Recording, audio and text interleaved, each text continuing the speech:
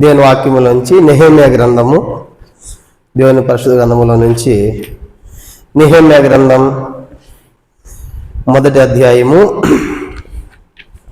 నెహెమ్యా గ్రంథము మొదటి అధ్యాయము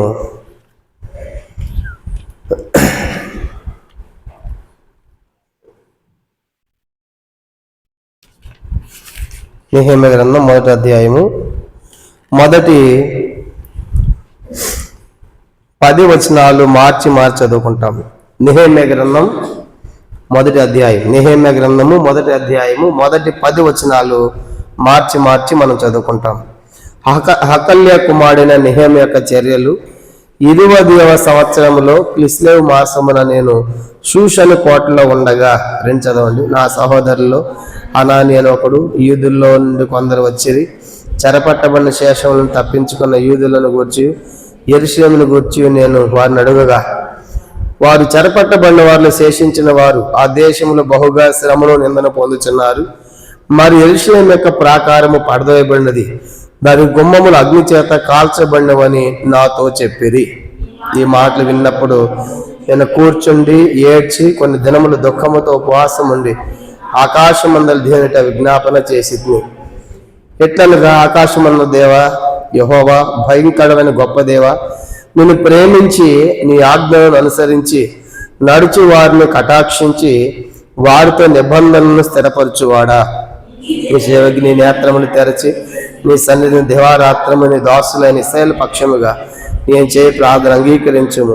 నీకు విరోధముగా పాపము చేసిన ఇశ్రాయేలు కుమారుల దోషము నేను ఒప్పుకొనిచున్నాను. నేనును నా తండ్రి ఇంటి వారిని పాపము చేసి ఉన్నాము.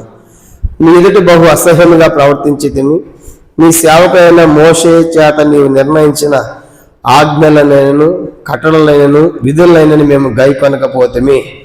సేవకుడైన మోషేతో నీవు సెలవిచ్చిన మాటను జ్ఞాపకం చేసుకొనుము. అదేదనగా, మీరు అపరాధము చేసిన యెడల జనులను మిమ్మల్ని చెదరగొట్టుదును. అయితే మీరు నా వైపు తిరిగి నా ఆజ్ఞను అనుసరించి నడిచిన యెడల బూదిగంతముల వరకు మీరు తోలివేయబడినను అక్కడ నుండి సహా మిమ్మల్ని సమకూర్చి నా నామం ఉంచుటకు నేను ఏర్పరచుకున్న స్థలంలో మిమ్మల్ని తిరిగి రప్పించేదని నీవు సెలవిచ్చితివి కదా. చిత్తగించుము. నీవు నీ మహాప్రభావం చూపి నీ బాహులం చేత విడిపించిన నీ దాసులకు జనులు వీరే. చాలండి. ప్రభు యొక్క వాక్యాన్ని దీవించి మనందరితో మాట్లాడిన ప్రార్థన. పరలోకమందున్న మా తండ్రి, పరిశుద్ధ దేవ, మీ స్తోత్రాలు. ఈ రాత్రికాల సమయంలో పాడిన పాటల ద్వారా మీ నామమును మహింపరచుకున్నారు. వందనాలు. తిరిగి ప్రభా, మరి ఒప్పుకొని వర్తమానముగా కొన్ని విషయాలు తన మా జీవితాల్లో మేము కూడా పరీక్ష చేసుకొని పరిశీలించుకొని మీ సన్నిధిలో ప్రభు సరి చేసుకొని చక్కపరుచుకొని ప్రార్థనలు కొనసాగడానికి కూడా సహాయం చేయండి. వచ్చిన ప్రజలకి స్తోత్రాలు. ఇంకా మార్గ మధ్యంలో తండ్రి ఎవరి ఏర్పాట్లు ఉన్నారు, రావాల్సిన వారు తండ్రి, మరి అపవాది సాతాను అనేక విధాలుగా అభ్యంతరంలో ఆటంకపరచకుండా అనేక త్యజించి మీ ఇంటికి తీసుకొని రమ్మని ప్రార్థిస్తున్నాం. వచ్చినటువంటి మేము ఆశతో, ఆసక్తితో, భారంతో తండ్రి మీ సన్నిధిలో జ్ఞాపం చేయడానికి కూడా మీరు మాకు సహాయపడవలసిందిగా ప్రార్థిస్తున్నాం. ఐక్యదాసనాన్ని కూడా మరుగుపరిచి మాకు కావాల్సిన వాక్కులు దయచేసి మహిమ పొందమని యేసుక్రీస్తు నామమున ప్రార్థించి వేడుచున్నాము తండ్రి. ఆమేన్. పిల్లలు మరొక వాక్యం చదువుదాము. మొదటి కొరింథీ పత్రిక 3వ అధ్యాయం. మొదటి కొరింథీ పత్రిక 3వ అధ్యాయము 17వ వచనము, 16, 17 వచనాలు. మొదటి కొరింథీ పత్రిక అపోస్తలుడైన పౌలు కొరింథీయులకు రాసిన మొదటి పత్రిక 3వ అధ్యాయం 16, 17 చదువుకుంటాం. మీరు దేవుని ఆలయం ఉన్నారని, దేవుని ఆత్మ మీలో నివసించున్నాడని మీరు ఎరుగురా. ఎవడైనా దేవుని ఆలయం పాడు చేసినల్లా దేవుడు వాళ్ళని పాడు చేయను. దేవుని ఆలయం పరిశుద్ధమైనది, మీరు ఆ ఆలయమై ఉన్నారు. చివరి భాగం అందరూ నాతో చెప్పండి. దేవుని ఆలయము పరిశుద్ధమై ఉన్నది, మీరు ఆ ఆలయమై ఉన్నారు. కాబట్టి దేవుడు సెలవిచ్చి పౌలు ద్వారా సెలవిస్తాడు, దేవుని ఆలయం ఎట్లా ఉందంట? పరిశుద్ధముగా ఉంది. దేవుని ఆలయం పరిశుద్ధముగా ఉంది. ఇప్పుడు మీరు ఆలయమై ఉన్నారు అంటే మనం ఎట్లా ఉండాలి? పరిశుద్ధంగా ఉండాలి. అదే కింద పుట్టిన రెండేసి మీరును పరిశుద్ధులై ఉన్నారు. చూసారా? కాబట్టి మొట్టమొదట దేవుని ఆలయం పరిశుద్ధమైందే. అయితే మీరు ఆలయం, మీరే ఆలయం. దేవుని ఆలయం ఎట్లా పరిశుద్ధంగా ఉందో మీరు కూడా అలాగే పరిశుద్ధముగా ఉండాలి అంటాడు పౌలు. కాబట్టి అందుకే మొదటి పేతురులో కూడా నేను పరిశుద్ధమైన ప్రకారం మీరు సమస్త ప్రవర్తన యందు పరిశుద్ధులై ఉండండి. ఈ రాత్రి దేవాలయం కోసం ప్రార్థన చేసేదానికి ముందు మన హృదయం అనే దేవాలయము ఎలాగుందో అది మనం పరీక్షించుకోవాలి.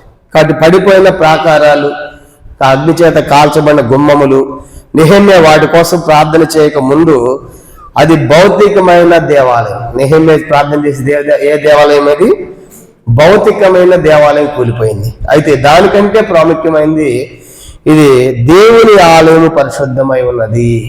అది ఏంటి ఆలయం అంటే మనమే దేవుని ఆలయం. కానీ ఇప్పుడు దేవుడు మనలో నివసించేట్టుగా మన హృదయం ఉందా? దేవుడు మనలో నివసించేటట్టుగా మరి అంత పరిశుద్ధత మనం కలిగి ఉన్నామా అని ఆలోచించుకోవాలి, అని మనం పరీక్ష చేసుకుని ప్రార్థన చేయాలి. ఎందుకంటే మొదటి కొరింథీ పత్రిక 6వ అధ్యాయం చూడండి. 6వ అధ్యాయము మొదటి కొరింథీ పత్రిక 6వ అధ్యాయము 19-20 వచనాలు. మొదటి కొరింథీ పత్రిక 6వ అధ్యాయం 19-20. మీ దేహము దేవుని వల్ల మీకు అనుగ్రహింపబడి మీలో ఉన్న పరిశుద్ధాత్మక ఆలయమైనదని మీరు ఎరుగరు. మీరు మీ సొత్తు కాదు, మీరు విలువ పెట్టి కొనబడిన వారు కనుక మీ దేహముతో దేవుని. కాబట్టి మీ దేహము దేవుని వల్ల మీకు అనుగ్రహించబడి మీలో ఉన్న పరిశుద్ధాత్మక ఆలయమై ఉన్నది. కాబట్టి ఈ దేహము మనది కాదు. చాలాసార్లు నా కన్ను, నా కాలు, నా చెయ్యి అంటాం. కాబట్టి ఇప్పుడు యాక్సిడెంట్ ఒకటి కన్ను పోయింది, ఏది నీ కన్నేది?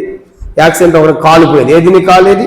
కాలు నీది కాదు, కన్ను నీది కాదు, అసలు ఈ దేహమే మనది కాదు అంటాడు. దేవుని వల్ల మనకు అనుగ్రహించబడింది. ఎందుకంటే దేవుని పరిశుద్ధాత్మ మనలో ఉండాలని కోరుతున్నాడు, మన హృదయం అనే ఆలయంలో ఉండాలని ఆయన కోరుతున్నాడు. దానికోసమే విలువ పెట్టి మన దేహాన్ని ఆయన కొన్నాడు. విలువ పెట్టి కొనబోయిన వారు గారు దేహముతో దేవుని మహిమపరచాలి. కాబట్టి ఈ రాత్రి 2 దేవాలయాలు చూస్తున్నాం. మొదటి దేవాలయము మన హృదయమే దేవాలయం. అందుకు ఆయన పాట రాశాడు, గుడి గోడల్లో లేడు దేవుడు, గుండె గుడిలో ఉన్నాడు చూడని ఒక ఆయన పాట రాశాడు. కనుక గుడి గోడల్లో ఏముండవు, రాళ్లే ఉంటాయి, ఇసుక సిమెంటే ఉంటుంది గుడి గోడల్లో. కానీ గుండె గుడిలో ఉన్నాడు ఆత్మరూపిగా దేవుడు మన లోపల. కాబట్టి రాత్రి భౌతికమైన పడిపోయిన ఆ దేవాలయం కొరకు లేదంటే ఆ ప్రాకారాల కోసం ప్రార్థన చేసేదానికంటే ముందు మనం పరీక్షించుకోవాల్సింది, ప్రభా నీ ఆలయం పరిశుద్ధం అన్నావు, నా హృదయమే నీకు ఆలయం అన్నా. కానీ నా హృదయంలో ఎన్ని రకాల చెడ్డ వచ్చాయి. మార్కు సువార్త 7వ అధ్యాయం మనకు తెలుసు. కానీ 20 వచనం మనం చూసామంటే మనుషుల హృదయాల్లో నుండి ఏమొస్తుంది అంటే మార్కు సువార్త 7వ అధ్యాయం. హృదయంలో దేవుడు ఉండాలి, మన హృదయమే ఆలయము. అయితే దేవుడు మన హృదయంలో లేకుండా మన హృదయంలో ఏమొస్తుంది అంటే మార్కు సువార్త 7వ అధ్యాయము 20వ వచనం నుండి, మనుష్యుని లోపల నుండి బయలు వెళ్ళినది మనుషుని అపవిత్రపరచదు. మార్కు 7:20 లోపల నుండి చూడండి. మార్కు సువార్త 7వ అధ్యాయం 21వ వచనం. లోపల నుండి అనగా మనుషుల హృదయములో నుండి దురాలోచనలు, జారత్వములు, దొంగతనములు, నరహత్యలు, వ్యభిచారము, లోభము, చెడుతనము, కృత్రిమము, కామవికారము, మత్సరము, దేవదూషణ, అహంభావం, ఈ అవివేకం, ఇవన్నీ వచ్చు. ఈ చెడ్డవన్నీ లోపలి నుండి బయలు వెళ్ళి మనుషుని అపవిత్రపరచుని ఆయన చెప్పాను. కాబట్టి ఇప్పుడు ఇవన్నీ ఎక్కడి నుంచి బయలుదేరాయంటే 21వ వచనంలో మనుషుల హృదయములలో నుండి. కానీ ఇప్పుడు ఇవన్నీ మనుషుల హృదయాల్లో ఉంటే దేవుడు ఉంటాడు హృదయంలో?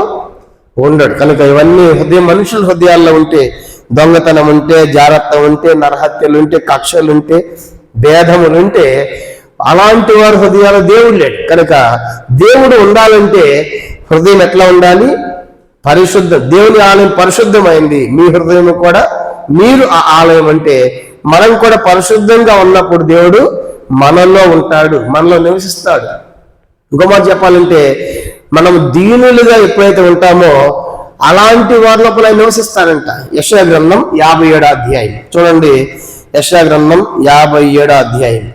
దేవుడు ఎవరిలో నివసిస్తాడంటే పరిశుద్ధంగా ఉన్న వారిని నివసిస్తాడు. రెండో సంగతి మనం చూద్దాము, దేవుడు ఎవరి హృదయంలో ఉంటాడంటే యెషయా గ్రంథం 57వ అధ్యాయం 15వ వచనం. యెషయా గ్రంథం 57:15. మహాగణుడును మహోన్నతుడును పరిశుద్ధుడు నిత్య నివాసైన వాడు ఇలాగ సెలవిచ్చున్నాడు, నేను మహోన్నతమైన పరిశుద్ధ స్థలములో నివసించువాడును, ఆయనను వినయం గలాడుకొని ఉజ్జింపజేయటకును నలిగిన వారి ప్రాణం ఉజ్జింపజేయటకును. ఆ తర్వాత చూడండి, వినయము గలవారి యొద్దను దీన మనస్సు గలవారి యొద్దను నివసించుచున్నాను. చెప్పండి, దేవుడు ఎవరి దగ్గర నివసిస్తాడంటే ఆయన వినయం ఎవరి దగ్గర ఉందో, దీన మనస్సు ఎవరి దగ్గర ఉందో, పరిశుద్ధత ఎవరి దగ్గర ఉందో వారితో ఉంటాడు. కాబట్టి ఈ రాత్రి పరిశుద్ధతలు ఎక్కడ తప్పిపోయాము ప్రభు, నా హృదయం ఎక్కడ తప్పిపోయింది, ఎక్కడ నేను పాపము చేశాను, ఎందుకంటే నా హృదయమే నీకు ఆలయం అన్నావు. కాబట్టి నువ్వు నా హృదయంలో నివసించకుండా లోపలికి ఎన్ని వచ్చేసాయి. అందుకే ఇరిమియా 17:9 మనకు తెలుసు కదా, హృదయం అన్నిటికంటే మోసకరమైనది, ఘోరమైన వ్యాధి కలిగింది. కాబట్టి అందుకే ఈ హృదయాన్ని మనం జాగ్రత్తగా కాపాడుకోవాలి. సామెత గ్రంథము 4వ అధ్యాయం, సామెతలు 4వ అధ్యాయము అన్నిటికంటే కూడా మన హృదయాన్ని కాపాడుకోవాలి అంటాడు. సామెతలు 4వ అధ్యాయము చూడండి 23వ వచనం, సామెతలు 4:23 వచనం, సామెతలు 4:23, నీ హృదయంలో నుండి జీవధారలు బయలుదేరింది కాబట్టి అన్నిటికంటే ముఖ్యంగా నీ హృదయమును భద్రముగా కాపాడుకొనుము. చూసారా, కనుక అన్నిటికంటే అంటే భద్రంగా ఏం కాపాడుకుంటాం మనం? మన అవయవాలు, మన డబ్బు, మన వెండి బంగారు చాలా భద్రంగా కాపాడుకుంటాం. వాటన్నిటికంటే కూడా నీ హృదయమును భద్రముగా కాపాడుకోవాలి. ఎందుకంటే మన హృదయంలో దేవుడు నివసించాలని కోరుతున్నాడు. కనుక అపవిత్రం ఉంటే ఆయన నివసించడు, గర్వం ఉంటే నివసించడు. కానీ రాత్రి ఎవరు దీనులుగా ఉంటారో ఆ దీనులతో ఆయన నివసించాలని కోరుతున్నాడు. అందుకే నేను సాత్వికుడను దేన మనసు గలవాడు, నా కాడు ఎత్తుకుని నా యొద్ద నేర్చుకొనుడి అంటాడు. కాబట్టి రాత్రి మరి ఈ మన హృదయం అనేటువంటి దేవాలయంలో ఎక్కడ పాపం ప్రవేశించిందో, ఎక్కడ అపవిత్రమైన మన హృదయంలోకి వచ్చి అపవిత్రం అయిపోయామో, అందుకే దేవుడు బయటికి వెళ్ళిపోయాడు. అందుకే దేవునితో సంబంధం లేకుండా మన హృదయం అయిపోతా ఉంది. అందుకే ప్రభా, నా హృదయంలో నా అపవిత్రతను తొలగించయ్యా, నా హృదయం నీకు ఆలయం కదా, నేనే నీకు ఆలయంగా ఉండాలి, నువ్వు నాలో నివసించాలని కోరుతున్నావు. అందుకే నన్ను, నా యొక్క దేహాన్ని నీ రక్తంతో కడిగావు, కొన్నావు, విలువ పెట్టి, కాబట్టి నాలో నీ ఉండాలి. అలా ఉండాలని నేను దీనుడిగా ఉండాలి, వినయవంతుడిగా ఉండాలి. అప్పుడు నాలో వినయం లేదు, దీనత్వం లేదు, పరిశుద్ధత లేదు. కాబట్టి ఇది ప్రభు మనలో లేదు. కాబట్టి ఇది హృదయం అనే ఆలయం. ఇప్పుడు నెహెమ్యా ప్రార్థన చేస్తున్నటువంటి ప్రార్థన నెహెమ్యా గ్రంథము 1వ అధ్యాయం మనం చూసినప్పుడు, నెహెమ్యా గ్రంథం 1వ అధ్యాయం మనం చూసినప్పుడు బైబిల్లో నెహెమ్యా అంటే అర్థం ఏంటంటే యెహోవా ఆదరించువాడు అని అర్థం. నెహెమ్యా అంటే అర్థం ఏంటి? యెహోవా ఆదరించువాడు అని అర్థం. నెహెమ్యా అనేటువంటి పేరుకి యెహోవా ఆదరించువాడు అని అర్థం మనం చేస్తాం. బైబిల్లో మనకు మొత్తము 3 నెహెమ్యాలు కనబడతారు. బైబిల్ గ్రంథంలో నెహెమ్యా అని పేరు కలిగిన వారి వరకు 3 కనబడతారు. కనుక నెహెమ్యా అంటే అర్థము యెహోవా ఆదరించువాడు. నెహెమ్యాలు మనకు బైబిల్లో 3 కనబడతారు. మొదటిది ఎజ్రా గ్రంథం 2వ అధ్యాయం 2వ వచనంలోను, ఎజ్రా గ్రంథం 2వ అధ్యాయం 2వ వచనంలోను, నెహెమ్యా గ్రంథం 7వ అధ్యాయం 6వ వచనంలో ఈ 2 వచనాలు ఉన్న నెహెమ్యా ఎవరంటే బబులోనులో నుండి తిరిగి వచ్చిన వారిలో ఒకడు అని రాసుకోవాలి. కనుక ఎజ్రా గ్రంథం 2వ అధ్యాయం 2వ వచనము, నెహెమ్యా గ్రంథం 7వ అధ్యాయము 6వ వచనంలో ఉన్న మొదటి నెహెమ్యా ఎవరంటే ఇశ్రాయేలు ప్రజలు బబులోను చెరలోకి వెళ్ళారు, 70 సంవత్సరాలు ఉన్నారు. 70 సంవత్సరాల తర్వాత తిరిగి వచ్చిన సమూహములు ఒకని పేరేంటి? నెహెమ్యా. ఆయన మొదటి ఆయన. అది ఎజ్రా 2:2, నెహెమ్యా 7:6 మనకు కనబడతాడు. అది మొదటి నెహెమ్యా. రెండవ నెహెమ్యా ఇప్పుడు మనం చదువుకున్న నెహెమ్యా గ్రంథం 1వ అధ్యాయము 1వ వచనం, హకల్యా కుమారుడు. నెహెమ్యా గ్రంథం 1వ అధ్యాయం 1వ వచనము, 8వ అధ్యాయము 9వ వచనము, 10వ అధ్యాయము 1వ వచనము, 12వ అధ్యాయము 26, 47 వచనాల్లో మనకు కనబడతారు. నెహెమ్యా గ్రంథం 1వ అధ్యాయం 1వ వచనము, 8వ అధ్యాయము 9వ వచనము, 10వ అధ్యాయం 1వ వచనము, 12వ అధ్యాయము 26, 47 వచనాల్లో మనకు 2వ నెహెమ్యా కనబడతాడు. ఈయన ఎవరంటే యెరూషలేములో అధికారి అయి దాని గోడలను గుమ్మములను మరలా కట్టించిన వాడు. ఆయన గురించి మనం చూడబోతున్నాం. కనుక యెరూషలేములో అధికారి అయి రాజు వద్ద గిన్నె అందించువాడుగా అధికారం పొంది యెరూషలేము యొక్క గోడలను గుమ్మములను మరలా కట్టించిన వాడు. ఈయన గురించి మనము నెహెమ్యా 1:1, నెహెమ్యా గ్రంథం 8వ అధ్యాయం 9వ వచనము, 10వ అధ్యాయం 1వ వచనము, 12వ అధ్యాయం 26, 47 వచనాలు మనకు రెండో నెహెమ్యా కనబడతాడు. ఈయన యెరూషలేములో ఒక అధికారి, రాజుకు గిన్నె అందించేవాడు. కనుక యెరూషలేము యొక్క గుమ్మములను మరలా కట్టించిన వాడు, గోడలను మరలా కట్టించిన వాడుగా మనకు కనబడుతుంది రెండో నెహెమ్యా. ఇక మూడో నెహెమ్యా వచ్చి నెహెమ్యా గ్రంథం 3వ అధ్యాయము 6వ వచనం మనకు కనబడతాడు. నెహెమ్యా గ్రంథం 3వ అధ్యాయము 6వ వచనంలో మూడో నెహెమ్యా మనకు కనబడతాడు. నెహెమ్యా రెండో నెహెమ్యా చూసాం కదా, ఆ రెండో నెహెమ్యా మాట ప్రకారము యెరూషలేము గోడలు కట్టిన ఒక సహాయుడు. కనుక మూడవ నెహెమ్యా ఎవరు? రెండవ నెహెమ్యా ఎప్పుడైతే గోడలు కట్టిద్దామని చెప్పాడో ఆ నెహెమ్యా మాట ప్రకారము యెరూషలేము గోడలు కట్టిన ఒక సహాయకుడు, అంటే రెండో నెహెమ్యాకి సహాయం చేసిన వాడు. ఆయన పేరు కూడా నెహెమ్యా. మొత్తం మనకు 3 నెహెమ్యాలు ఉన్నారు. మొదట తిరిగి వచ్చిన వారు చాలా మంది ఉన్నారు. ఒకని పేరు నెహెమ్యా. రెండో నెహెమ్యా యెరూషలేములో అధికారి, రాజు గిన్నె అందించేవాడు. అలా మాత్రమే కాదు, ఆ యెరూషలేము యొక్క గుమ్మములను తన గోడలను మరలా కట్టించిన వాడు. ఆయన రెండో వారు చూసాం. మూడోది, ఆ రెండో నెహెమ్యా మాట విని దాని ప్రకారం సహాయం చేసిన మరొక సహాయుడి పేరు కూడా నెహెమ్యా అని. కాబట్టి నెహెమ్యా అంటే ఆదరించేవాడు. ఈ రాత్రి ఇప్పుడు మనం చూడబోయే నెహెమ్యా ఎవరంటే రెండవ నెహెమ్యా. చెప్పండి, ఎవరైనా? రెండవ నెహెమ్యా. ఆయన యెరూషలేములో అధికారి, రాజు గిన్నె అందించేవాడు. తర్వాత యెరూషలేము యొక్క గోడలను గుమ్మములను మరలా కట్టిన వాడుగా మనం చూస్తాం. అయితే ఈ రాత్రి ఈ నెహెమ్యా కాలంలో కూడా ప్రజలు ఉద్యమం లేకుండా ఆత్మీయంగా చల్లారిపోయారు. అందరూ చెదరిపోయారు. కనుక చెదరిపోయి ఆత్మీయంగా ఆత్మీయమైన స్థితిలో చల్లారిపోయినటువంటి పరిస్థితుల్లో ఈ నెహెమ్యా గొప్ప ఉద్యమాన్ని తీసుకొస్తాడు ఆ ప్రజల మధ్య. అలాగే నెహెమ్యా చల్లారిపోయి ఆత్మలో చల్లారిపోయి విశ్వాసంలో చల్లారిపోయిన ఆ ప్రజలకు ఎట్లా ఉద్యమాన్ని తీసుకొచ్చాడు నెహెమ్యా.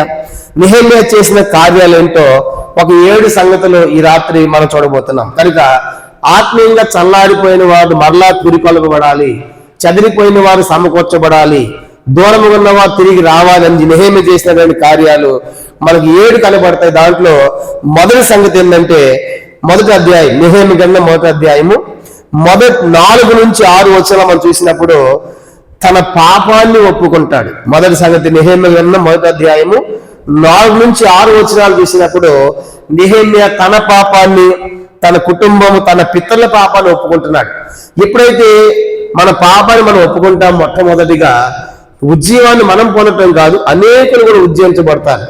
నెహెమ్యా గ్రంథం 1వ అధ్యాయం 4వ వచనం నేను చదువుతాను, 4 నుంచి 6 వచనాలు. ఈ మాటలు విన్నప్పుడు, ఏ మాటలు? యెరూషలేము పట్టబడింది, గుమ్మాలు కాల్చబడ్డాయి, గోడలు పడవేయబడ్డాయి అనే సంగతి ప్రజలు శ్రమ నింద పొందుతున్నారు నా ప్రజలు విన్నప్పుడు 4వ వచనం, ఈ మాటలు విన్నప్పుడు నేను కూర్చుని ఏడ్చుకుని దినములు దుఃఖముతో ఉపవాసం ఉండి ఆకాశముందల దేవుడి జ్ఞాపన చేసింది. ఎట్లనగా, ఆకాశమున్న దేవా యెహోవా, భయంకరుని గొప్ప దేవ, నిన్ను ప్రేమించి నీ ఆజ్ఞలు అనుసరించి నడిచి వారిని కటాక్షించి వారితో నిబంధన స్థిరపరచువాడా, నీ చెవికి నీ నేత్రములు తెరిచి నీ సన్నిధిని దివారాత్రము నీ దాసుని ఇశ్రాయేలు పక్షముగా నేను చేయి ప్రార్థన అంగీకరించుము. ఇప్పుడు తర్వాత చూడండి 6లో 2వ భాగం, నీకు విరోధముగా పాపము చేసిన ఇశ్రాయేలు కుమార దోషము నేను ఒప్పుకొనుచున్నాను, నేను నా తండ్రి ఇంటి వారిను పాపము చేసి ఉన్నాము. ఇది మొదటి సంగతి. నెహెమ్యా కాలంలో ఉద్యమం తిరిగి రావడానికి కారణము పాపాన్ని ఒప్పుకుంటున్నాడు. ఇశ్రాయేలు ప్రజల పాపమంతా క్షమించమంటున్నాడు. ఇశ్రాయేలు కుమారుల దోషాన్ని క్షమించయ్యా. అదే సమయంలో నేనును నా తండ్రి ఇంటి వారును పాపము చేసి ఉన్నాము. వాస్తవానికి నెహెమ్యా, దానియేలు, యెహెజ్కేలు చెరలో పోయింది పాపం చేసి కాదు. కనుక వీళ్ళు పొరపాటు చేసి కాదు, ప్రజలతో వెళ్ళారు. కానీ వాళ్ళకి ఏ నింద లేకపోయినప్పుడు కూడా దేవుని సన్నిధికి వచ్చినప్పుడు వారు తమ పాపాన్ని ఒప్పుకుంటున్నారు. ఎక్కడ తప్పిపోయామో, ఎక్కడ తొలగిపోయామని మనం చూస్తాం. కానీ మొదటి సంగతి ఏంటంటే నెహెమ్యాలో నేర్చుకోవాలి. మొదటి సంగతి ఎలా ఉద్యోగం సాధ్యమైందంటే ఆయన ఒప్పుకుంటున్నాడు. కనుక దేవాన్ని క్షమించు, నేను పాపము చేశాను, నా తండ్రితో పాపము చేశారు, ఇశ్రాయేలు కుమారులు పాపం చేశారని తానే ఒప్పుకుంటున్నాడు.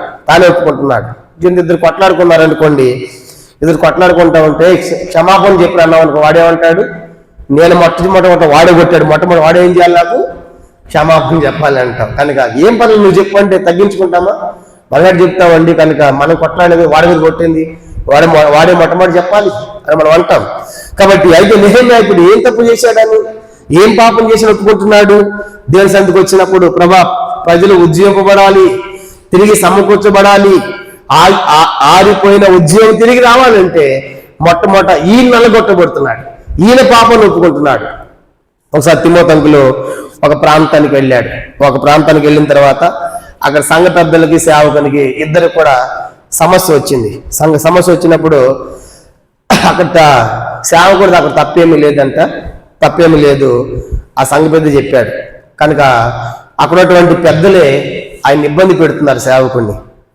తిమోతిలో వచ్చి కనుక ఆ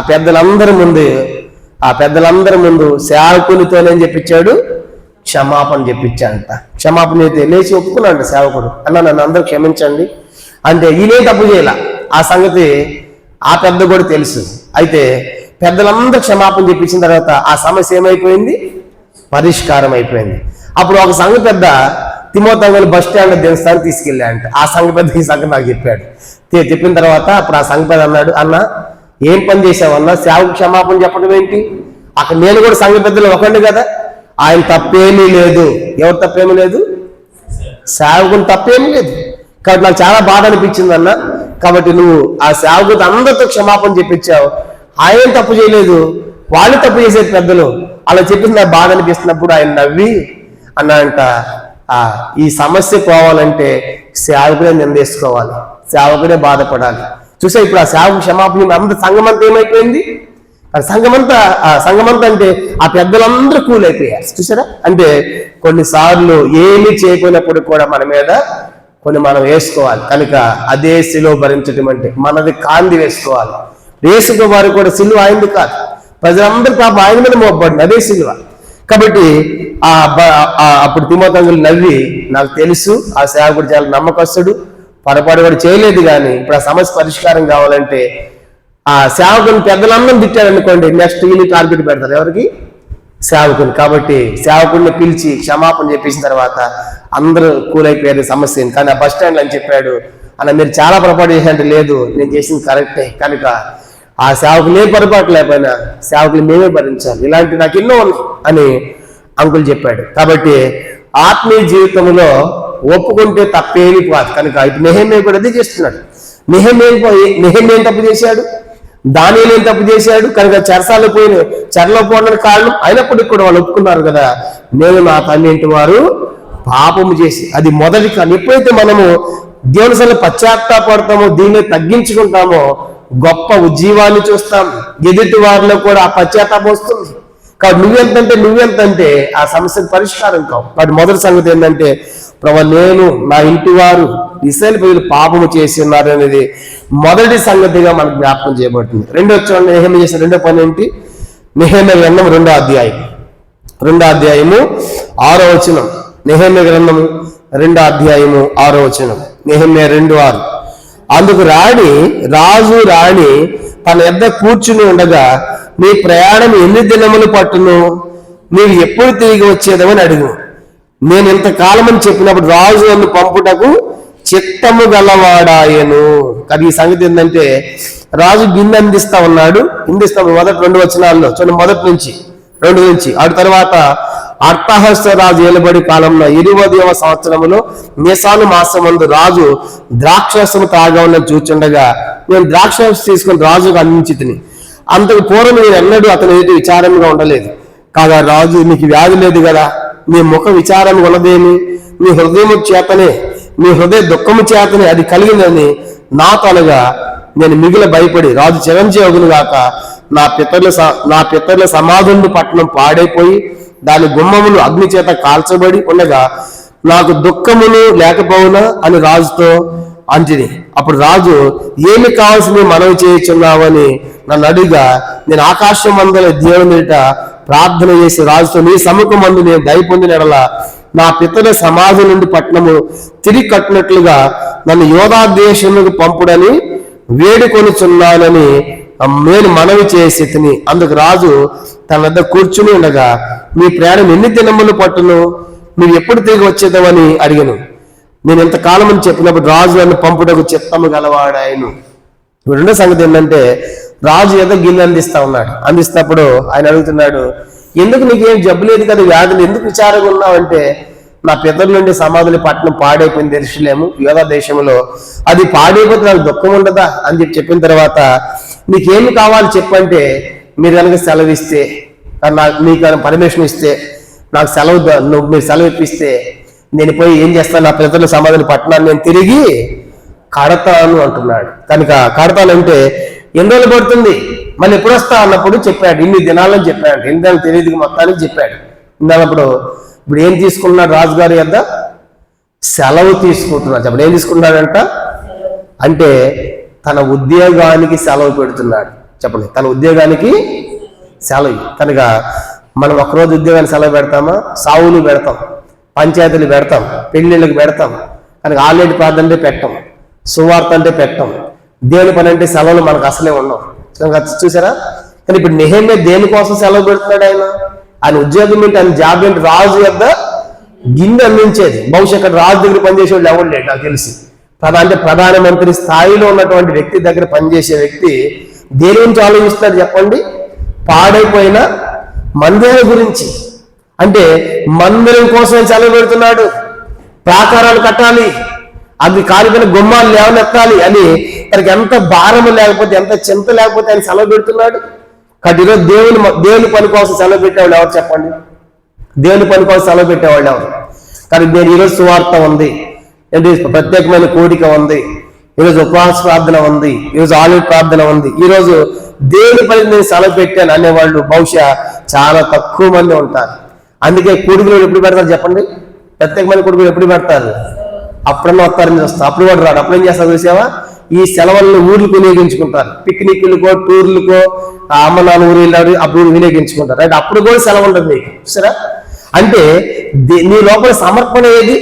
ఇప్పుడు నెహెమ్యా గురించి మన రెండో సంగతి ఏంటంటే, నెహెమ్యాలో సమర్పణ జీవితం ఉంది. దేవుని కోసం అంత పెద్ద ఉద్యోగం. మనం చెప్పాలి మన భాషలో, రాజు యొద్ద గిన్నె అందించటం అంటే నెహెమ్యాకి ఎంత పెద్ద జీతం ఉండాలి, ఎంత శాలరీ ఉండాలి. దాన్ని సెలవు పెట్టడం అంటే చిన్న విషయమా? రాజుగారి దగ్గర మళ్ళీ రిక్వెస్ట్, ఒక దినం కాదంట, నీ ప్రయాణము 8 దినాలు ప్రయాణం, 8 దినాలు పట్టిందంటే ఆడిపోయిన పని ఎంతకాలం చేయాలి? దాదాపు 52 వారాలు పట్టింది కట్టాలంటే. ఎన్ని వారాలు? 52 వారాలు కట్టి 52 దినాలు పట్టింది. అంత కాలము కట్టి ఆ యొక్క లేవనెత్తాడు ఆ ప్రాకారాలు. అంటే అన్ని దినాలు సెలవు పెట్టాడు. ప్రశ్న ఏంటంటే మధ్యాహ్నము ఈ రాత్రి ఆలోచించాలి, దేవుని కోసం నీ సమర్పణ ఏది, దేవుని కోసం నీ సెలవు ఏది? నిజంగా భారం ఉంటే రేపు డ్యూటీ ఉన్నా ఈరోజు ప్రార్థన చేయాలని సెలవు పెట్టుకుని వస్తారు. కానీ కుటుంబాలకు రావాలి. కారణం ఏంటంటే మనకు ఆ బాధ్యత లేదు, ఆ భారం లేదు, ఆ చింత లేదు, ఆ సమర్పణ లేదు. మన సొంత పనులకు సెలవు ఉంటుంది కానీ ప్రార్థనకు సెలవు లేదు. కాబట్టి ఈరోజు మనం ఒప్పుకోవాలి, దేవుని సెలవు సిగ్గుపడాలి. ప్రభు నీకోసం ఒక్క సెలవు నేను పెట్టలేకపోయాను, నీ ప్రార్థనకు సువార్తకు ఒక సెలవు వినియోగించలేకపోయాను. ఇంకా విచారం ఏంటంటే ఆదివారం కూడా దేనికి ఉపయోగించుకుంటాం మనం చెప్పండి? ఆదివారం కూడా పెళ్ళిళ్ళు, పంచాయతీలు, చావులు. కనుక అది ఇంకా ఎక్కడ మైనస్ శాలరీ కట్ అయిపోతుందని ఆదివారం వినియోగించేవాడు కూడా ఉన్నారు. ఆదివారం కూడా రారు. అసలు ఆదివారం కాదు, నువ్వు దేవుని పని కోసం సెలవు పెట్టాలైతే ఆదివారం కూడా వినియోగించుకుంటే ఎట్లా దేవుడు నేను దీవిస్తాడు? ఎన్ని ఆదివారాలు పోగొట్టుకున్నావు. కాబట్టి రాత్రి మన దేవుని సన్నిధిలో ప్రార్థన చేయాలి. ప్రభా, నెహెమ్యా ఇప్పుడు రాజు దగ్గర ఉండి ఆయన ఏం పొందుతున్నాడు చెప్పండి? సెలవు అడుగుతున్నాడు. ఏం పని? ఇప్పుడు నెహెమ్యాకైనా సొంత ఇంటి పైన, నెహెమ్యా ఇల్లు కట్టుకోవడానికి ఇది, లేక నెహెమ్యా భార్య పిల్లల కోసం ఈ సెలవు? దేనికోసము? నా పిత్తలుండే సమాధుండే పట్టణం ఏమైపోయింది?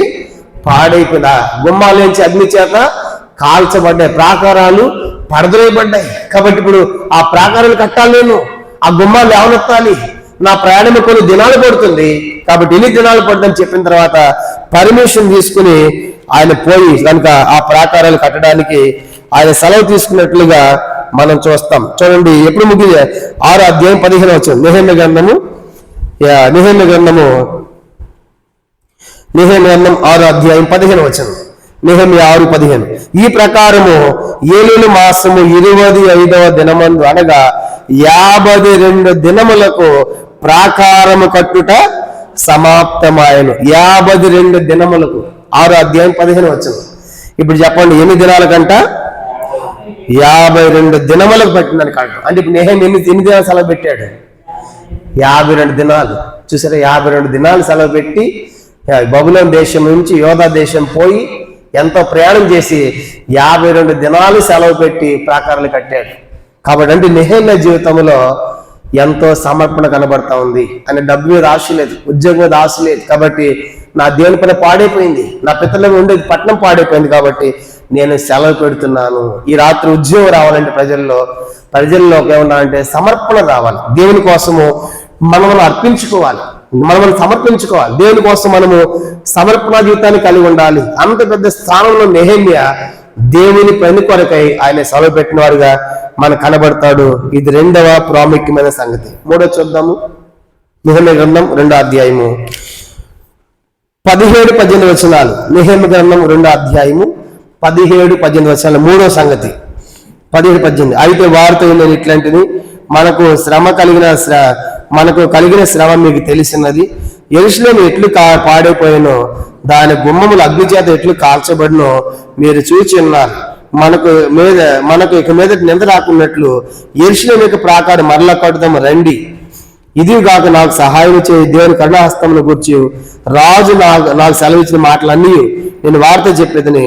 అందుకు వారు మనము కట్టకు పూనుకుందాం రండి అని చెప్పి ఈ మంచి కార్యము చేయటగా బలము తెచ్చుకొనిది. 3వ సంగతి ఏంటంటే, నెహెమ్యా ఇతరులను ప్రోత్సహిస్తూ ఉన్నాడు. చెప్పండి, ఇతరులు ఏం చేస్తున్నాడు? 3వదిగా ప్రోత్సహిస్తున్నాడు. రండి, మన మీద నింద ఉంది, పడిపోయింది, కడదాం రండి అని చెప్పేసి ఇతరులను పిలుచుకొస్తున్నాడు, ఇతరులను ప్రోత్సహిస్తున్నాడు, ఇతరులకు ఓతాలిస్తున్నాడు, ఇతరులు ధైర్యాన్ని ఇస్తున్నాడు. కాబట్టి 17-18 వచ్చిన కాలిపోయినాయి కదా, కూల్చబడ్డాయి కదా, కాబట్టి మన మీద నింద ఉంది, మనమంతా పోదాం రండి కడదామని చెప్పేసి అనేకులను ప్రోత్సహించే వారిగా కనబడుతున్నాడు. అనేకులు ప్రోత్సహించాలి. మనము కూడా ఏం చేయాలంటే దేవుని ఇంట్లో అనేకులు మనం ప్రోత్సహించాలి. కనుక దేవుని పని కొరకై. కానీ ఎన్నోసార్లు దేవుని పని కొరకు మనం ప్రోత్సహించబోగా ఏం చేస్తాము? నిరాశపరుస్తాం. ఏమంటాము? నిరాశపరుస్తాం. నువ్వు చేస్తావా? నీ వల్ల ఇద్దా? వర్షం పడితే ఏం పోతావులే, చలిగా ఉంది ఏం పోతావులే అని చెప్పేసి ఎన్నోసార్లు దేవుని పని విషయంలో ఇటు కూర్చోవాలి, సరే కూర్చో, అడుగుచు నీ దగ్గర కూర్చో.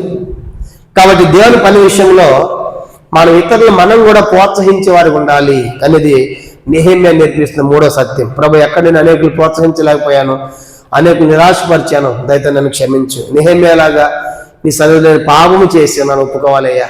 2వదిగా నెహెమ్యా లాగా నీ కోసం నేను సమర్పణ కలిగి ఉండాలి. నీ కోసం సెలవు పెట్టాడు ఆయన ఎన్నో దినాలు, 52 దినాలు. కనుక పట్టిందంటే ప్రయాణం ఎంతకాలమో తెలియదు. అన్ని దినాలు సెలవు పెట్టిన అలాంటి సమర్పణ జీవితం నాలో లేదయ్యా. 3వది నెహెమ్యా అనేకులను ప్రోత్సహించిన వారికి మనకు కనబడతాడు. 3వ సంగతి. 4వ చూద్దాము.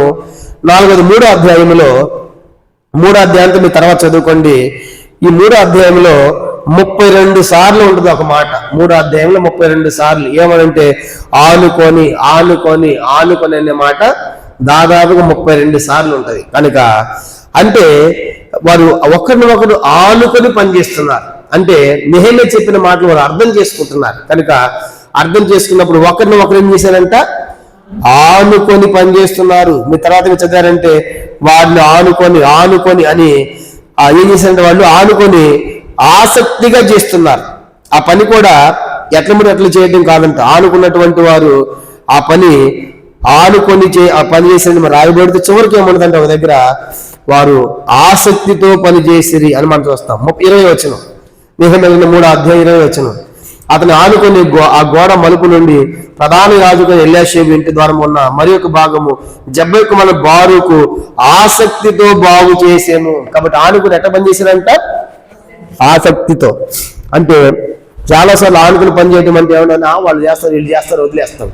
ఆసక్తి ఉంది, కానీ వాళ్ళు ఆనుకుని ఆసక్తితో కొడుతున్నారు. కనుక ఆసక్తితో పని చేస్తూ ఉన్నారు. కాబట్టి ప్రభు ఆసక్తి చల్లారిపోయింది. కానీ ఒకరిని ఒకరు ఆనుకునేది మాలో తగ్గి అది కోల్పోయే మమ్మల్ని క్షమించి అని చెప్పి మనం ప్రార్థన చేయాలి. నెహెమ్యా ఒకరిని ఒకరు ఆనుకునేట్టుగా ప్రోత్సహిస్తున్నాడు. అది 4వ సంగతిగా మనకు జ్ఞాపకం చేయబడుతుంది. 5వది ఏం చూడండి. నెహెమ్యా గ్రంథం 4వ అధ్యాయం 6వ వచనం. నెహెమ్యా గ్రంథం 4వ అధ్యాయము 6వ వచనం. ఆయనను పని చేయటకు జనులకు మనస్సు కలిగి ఉండను గనుక మేము గోడను కట్టుచుంటుమి, అది సగము ఎత్తు కట్టబడి ఉండెను. ఆయన పని చేయుటకు జనులకు మనస్సు కలిగి ఉండెను. అంటే నెహెమ్యా కూడా సహకరిస్తున్నారు. నెహెమ్యా ఎప్పటికీ పని చెప్పాడో ఆ పని చేయడానికి జనులకి ఏమొచ్చిందంట, పని చెయ్యాలనే మనస్సు వచ్చింది. చూసారా? కాబట్టి అది ఉండాలి. ఉద్యోగం రావాలంటే పని చెయ్యాలి అనే మనసు ఉండాలి.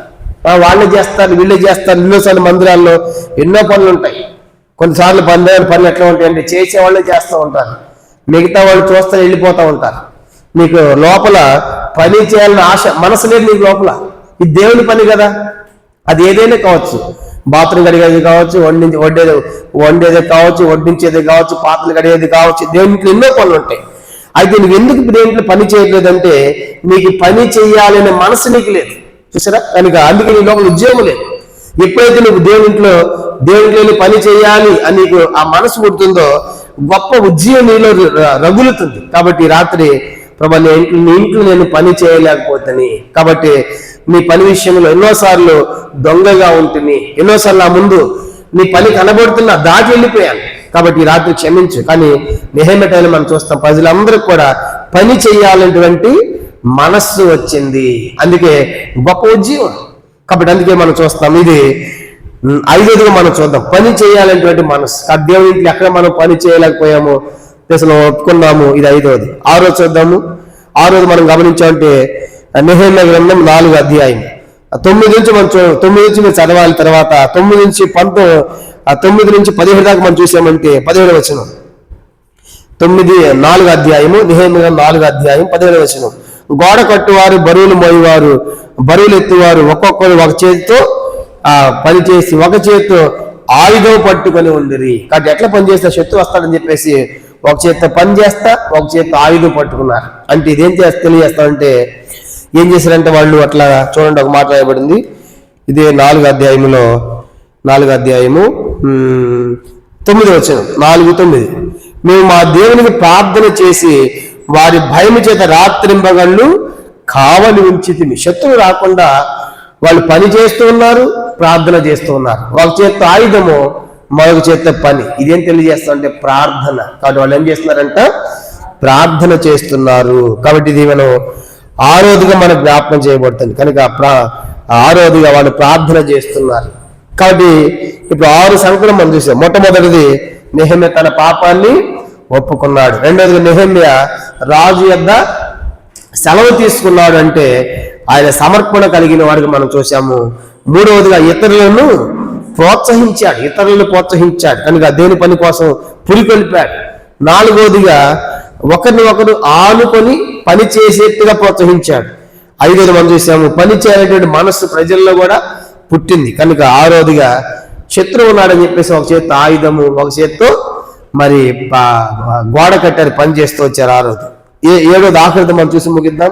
నెహెమ్యా గ్రంథం 4వ అధ్యాయం. నెహెమ్యా 4వ అధ్యాయము చూడండి 19-20 వచనాలు. నెహెమ్యా గ్రంథం 4వ అధ్యాయము 19-20 వచనాలు. అప్పుడు నేను ప్రధానులతోనూ అధికారులతోనూ మిగిలిన వారితో ఇట్లాంటిని, పని మిక్కిలి గొప్పది, మనము గోడ మీద ఒకరికొకరు చాలా ఎడమగా ఉన్నాం. 20 వచనము. దానికి ఏ స్థలంలో మీకు బాకానాది వినబడునో అక్కడికి మా దగ్గరకు రండి, మన దేవుడు మన పక్షముగా యుద్ధము చేయండి. నెహెమ్యా అంటాడు, మీరు కనుక మనం చాలా దూరంగా ఉన్నాం, ఒకరినొకరు శత్రువు వస్తాడేమో, మేము బాగా అవ్వదుగానే మీరందరూ ఏం చేయాలి, అక్కడి నుంచి మా దగ్గరకు రండి. అంటే ఇదేం తెలియజేస్తా ఉంది, ఐక్యత, యూనిటీ. కనుక ఏకత్వం. కానీ మీరు దూరంగా ఎడంగా ఉన్నారు.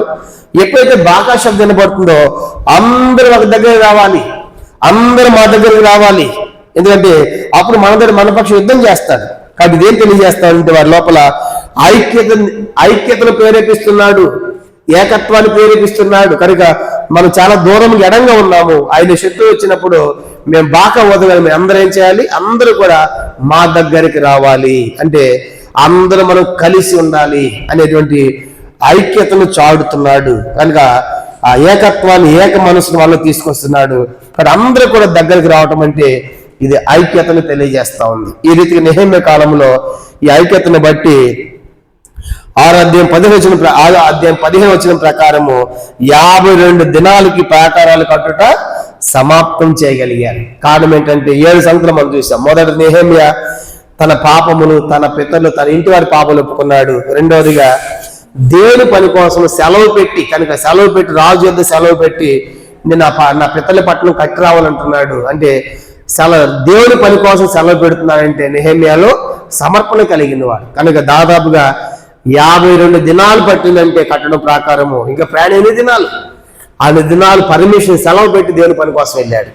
మూడోది మనం చూసాము, ఇతరులను ప్రోత్సహించాడు. మన మీద నింద ఉంది, రండి కడదాం అని చెప్పేసి నిన్ను తొలగించుకుందాం, ఇది మంచి కార్యం చేద్దాం, కానీ పైపైన నిలబెడదాం అని చెప్పేసి అందరిని ప్రోత్సహించాడు.